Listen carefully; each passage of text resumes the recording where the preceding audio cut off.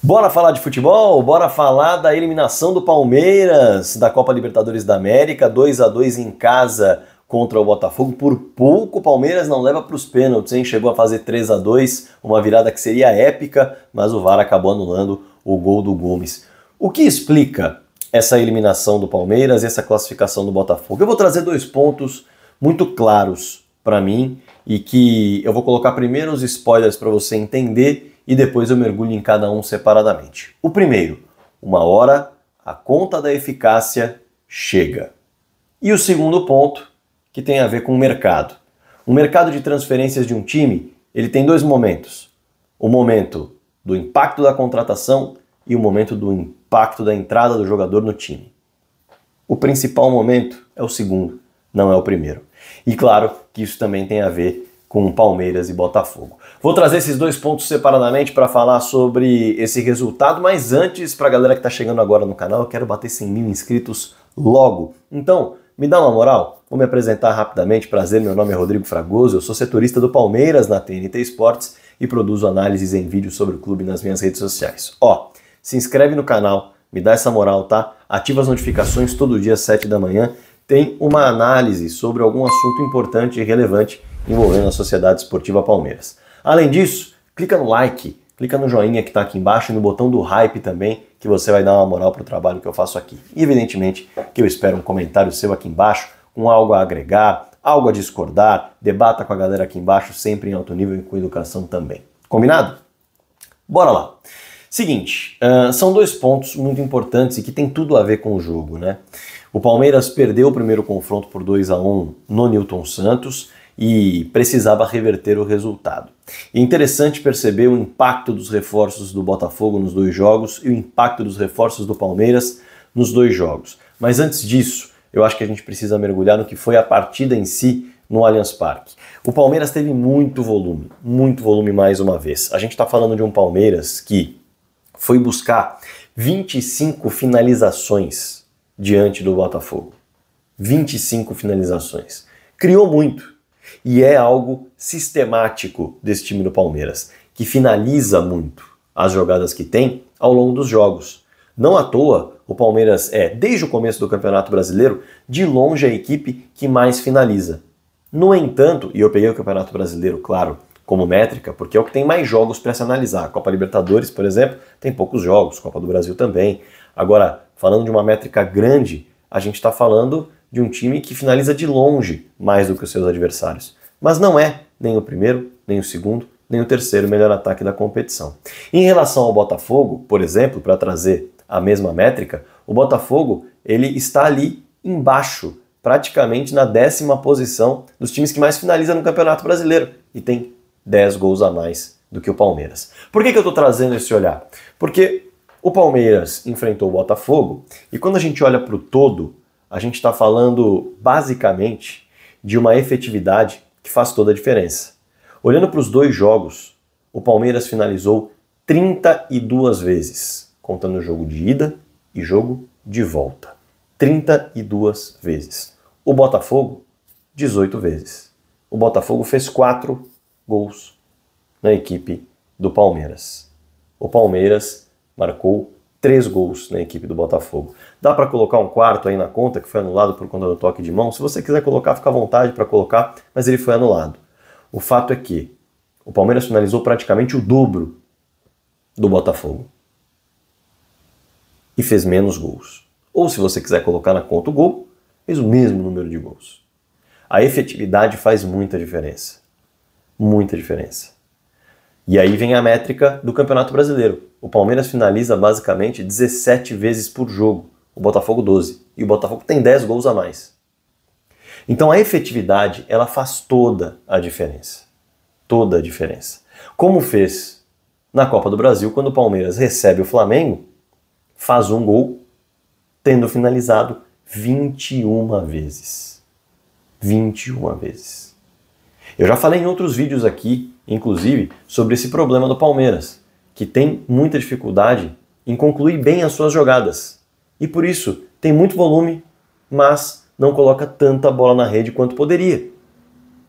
No primeiro tempo desse jogo, o Palmeiras vê o Botafogo, nos primeiros 15 minutos inclusive, dominar o campo de ataque, mas a partir dos 15 minutos para frente, é o Palmeiras que joga até o fim do jogo no campo de ataque. E aí o jogo se desenha mais naquela caminhada que se imaginava, que eu inclusive citei na análise que fiz pré-jogo, de um Botafogo buscando mais os espaços nas costas do Palmeiras, buscando um jogo de transição e não de ocupação do campo de ataque com posse de bola, e um Palmeiras ocupando o campo de ataque, colocando o maior número de jogadores na última linha, tentando empurrar o Botafogo para trás e se aproximar dos gols que precisava. O jogo tomou esse desenho.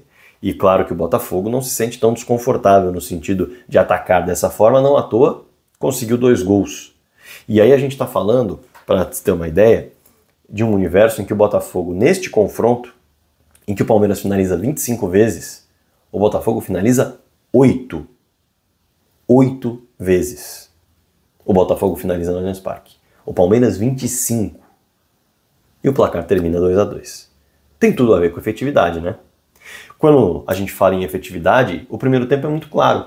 Porque no primeiro tempo, o Palmeiras tem pelo menos 3 chances de gol que acaba desperdiçando. Vamos colocar na conta aqui. O Estevão tabelando com o Rios, ele cruzando bem, o Flaco chega cabeceando forte demais e a bola sobe. E o Flaco chega sozinho. Vamos colocar na conta o Rios recebendo do Estevão, driblando para dentro, na quina da grande área para finalizar, limpo na jogada, e ele tenta uma cobertura no John. Desperdiça uma grande oportunidade. Vamos colocar na conta, aos 40 minutos do primeiro tempo, o Estevão soltando uma bola para o Rocha chegar na grande área para finalizar e o John fazendo uma grande defesa.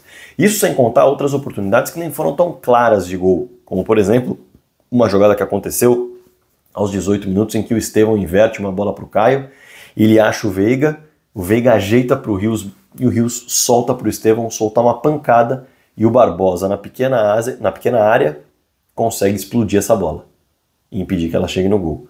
Vale o mesmo num outro chute em que o Palmeiras sai em contra-ataque com o Veiga lançando o Estevão dá um drible da vaca no Barbosa e é travado pelo Bastos cara a cara com o gol. Mais uma chance desperdiçada, mas aí sem de fato a finalização. Mas veja como cria. Até na bola parada, aos 42 minutos, o Felipe Anderson tem uma falta, depois de uma ótima jogada do Caio Paulista, que vem jogando muito bem, e ele bate, a bola passa raspando a trave, mas a bola não vai na direção do gol. Então o Palmeiras cria. O Botafogo teve a bola na trave do Savarino. Mas o Palmeiras cria muito no primeiro tempo. E sai zerado no placar. E o John trabalhando pouco, que tem muito a ver com efetividade. Tem muito a ver com acertar o alvo. Algo que o Palmeiras também tem muita dificuldade. No primeiro minuto do segundo tempo, o Palmeiras inclusive poderia ter aberto o placar no lançamento do Everton, em que o Barbosa se enrola com a bola, o Estevão recupera, solta para o Flaco e o John faz uma ótima defesa. Mas aí, aos 11 minutos, o Matheus Martins, que entra no jogo, sai do banco de reservas, ele cria uma jogada em que vem o passe do Savarino para o Igor Jesus colocar a bola na rede e fazer o primeiro gol. O Botafogo ainda faz o segundo 7 minutos depois, numa jogada em que o Matheus Martins, que veio do banco, que é reforço dessa janela, atenção para esse detalhe, solta num contra-ataque para o Savarino sair cara a cara com o Everton e fazer 2-0. Até ali, o Botafogo havia criado, até os 18 do segundo tempo, 3 oportunidades de gol.